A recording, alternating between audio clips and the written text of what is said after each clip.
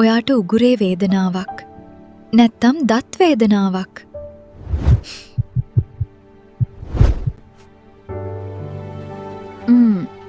Doctor කෙනෙක් ළඟට ගියාම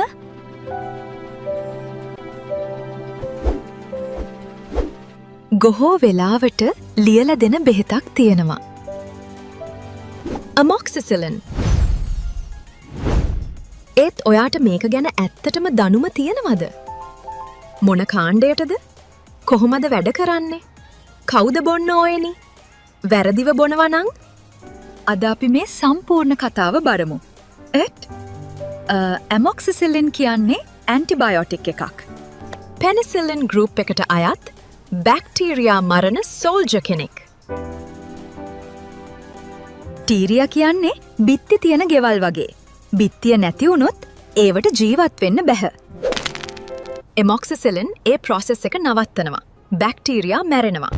කෑමට පෙර හෝ පසුබු දෙකම පුළුවන්. නමුත් සේම් ටයිම් වලට ගන්න එක වැදගත්. ටැබ්ලට්ස්, සිරප්, ඉන්ජෙක්ෂන්ස් තියෙනවා මිලිග්‍රෑම් 250ත් මිලිග්‍රෑම් 500ත්. දරුවන්ට නම් බර අනුව ඩෝස් එක කැල්කියුලේට් කරනවා. ඒ නිසා තමන්ම හිතලා බොන්න එපා. මේ බෙහෙත දෙනවා උගුරේ ඉන්ෆෙක්ෂන්, කන ඉන්ෆෙක්ෂන්, සයිනස් ෆෙක්ෂන්, දත් ඉන්ෆෙක්ෂන්, මුත්‍රා ඉන්ෆෙක්ෂන්, සමේ ඉන්ෆෙක්ෂන්. මේවා බැක්ටීරියා නිසා ඇති වෙනවා. හෙම්බිරිස්සාවට ගන්න පුළුවන්ද? හෙම්බිරිස්සාවට ඇන්ටිබයොටික් බොන්න එපා. දවස් 2-3ක් ගන්නවා, හොඳ වුණාම නවත්තනවා. එතකොට මැරෙන්නේ නැති බැක්ටීරියා ටික ස්ට්‍රෝං වෙනවා ඉදිරියට. ඒ බෙහෙත වැඩ නැහැ. මේකට කියන්නේ ඇන්ටිබයොටික් රෙසිස්ටන්ස්. අනාගතේ පොඩි ඉන්ෆෙක්ෂන් එකක්වත් කියුවර් කරන්න බැරි වෙන්න පුළුවන්. සයිඩ් ඉෆෙක්ට්ස් විදියට මලබද්ධය, වමනය, ඇලර්ජි, දරුණු ඇලර්ජි. මේ බෙහෙත් එක්ක ගන්නකොට ප්‍රශ්න වෙන්න පුළුවන්. වර්ෆරින්, ඇලොපියුරිනෝල්, බර්ත් කන්ට්‍රෝල් පිල්ස්. සත්තුන්ටත් දෙනවා. කවුද ගන්න හොඳ නැත්තේ?